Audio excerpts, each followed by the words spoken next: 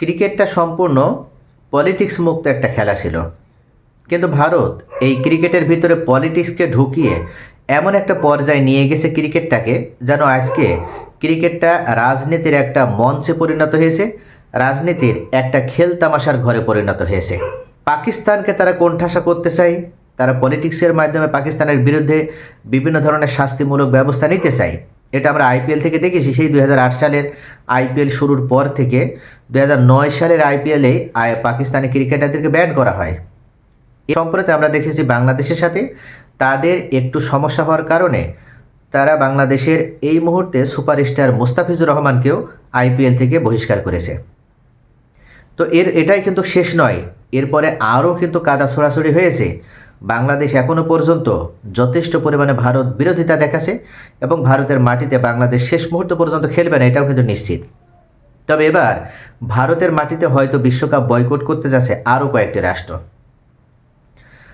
7ই ফেব্রুয়ারি ভারতে টি-20 বিশ্বকাপ ক্রিকেট শুরু হবে এবং এখানে যুক্তরাষ্ট্র অংশগ্রহণ করছে এবার। তবে আজব একটা ঘটনা ঘটিয়েছে ভারত। যুক্তরাষ্ট্রের সমস্ত ক্রিকেটারকে ভিসা দিলেও 4 জন মুসলিম ক্রিকেটারকে ভিসা দেয়নি। ভারতের পক্ষ থেকে যুক্তি হিসেবে দেখানো হয়েছে তারা পাকিস্তানি বংশোদ্ভূত, আর পাকিস্তানি বংশোদ্ভূত হওয়ার কারণে ভারতের মাটিতে পাকিস্তানি বংশোদ্ভূত কোনো ক্রিকেটারকে তারা ঢুকতে দেবে না।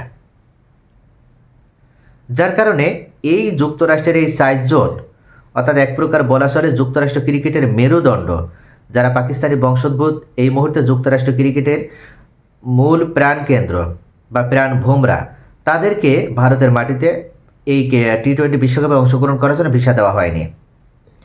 ভারতের সংবাদ মাধ্যম ওয়ান ক্রিকেট জানিয়েছে ভারতের ভিসা না পাওয়া যুক্তরাষ্ট্রের যে 4 ক্রিকেটার, তাদের মধ্যে একজন হচ্ছে পেসার আলী খান।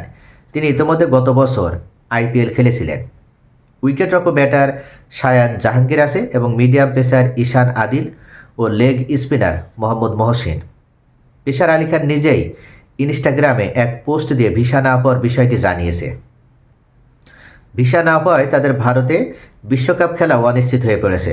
অথচ যুক্তরাষ্ট্রের হয়ে খেলা পেসার আলী খান গত বছর কিন্তু কলকাতার হয়ে আইপিএল খেলেছিলেন। যুক্তরাষ্ট্রের ক্রিকেটারদের ভিসা না পাওয়ার প্রেক্ষিতে আইসিসি কিংবা ইউএসের পক্ষ থেকে এখনও কিছু বলা হয়নি। তবে পাকিস্তানি বংশোদ্ভূত ক্রিকেটাররা ভারতে বিশ্বকাপ খেলার অনুমতি না পেলে বেশ কিছু দেশ বিপাকে পড়বে। যদি আমরা দেখি যে শুধুমাত্র পাকিস্তানি হওয়ার কারণে যুক্তরাষ্ট্রের 4 জন ক্রিকেটারকে ভিসা দেওয়া হচ্ছে না, তাহলে এক্ষেত্রে কিন্তু আরও অনেকগুলো ক্রিকেটার রয়েছে তারা এবার বিশ্বকাপে অংশগ্রহণ করতে পারবে না। তার ভিতরে ইতালি দলে কিন্তু বেশ কয়েকজন পাকিস্তানি বংশোদ্ভূত ক্রিকেটার রয়েছে।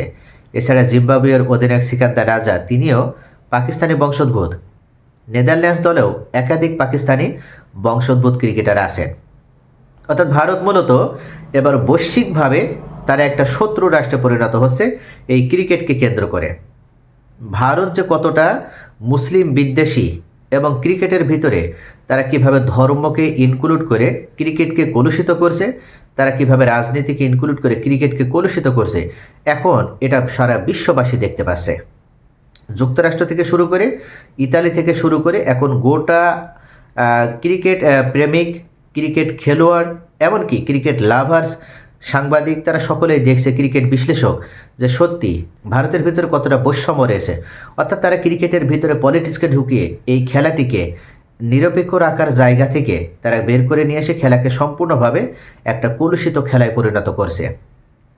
আইসিসির উচিত ছিল এবার এই বিশ্বকাপ ক্রিকেটটা ভারতের মাটিতে আয়োজন না করে অন্য কোনো রাষ্ট্রে আয়োজন করা।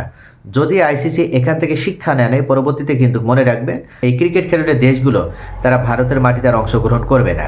তখন দেখা যাবে যে আইসিসি মানে ভারত আর ভারত মানে আইসিসি, হয়তো এতটুকুর ভিতরে সীমাবদ্ধ হয়ে যেতে হবে।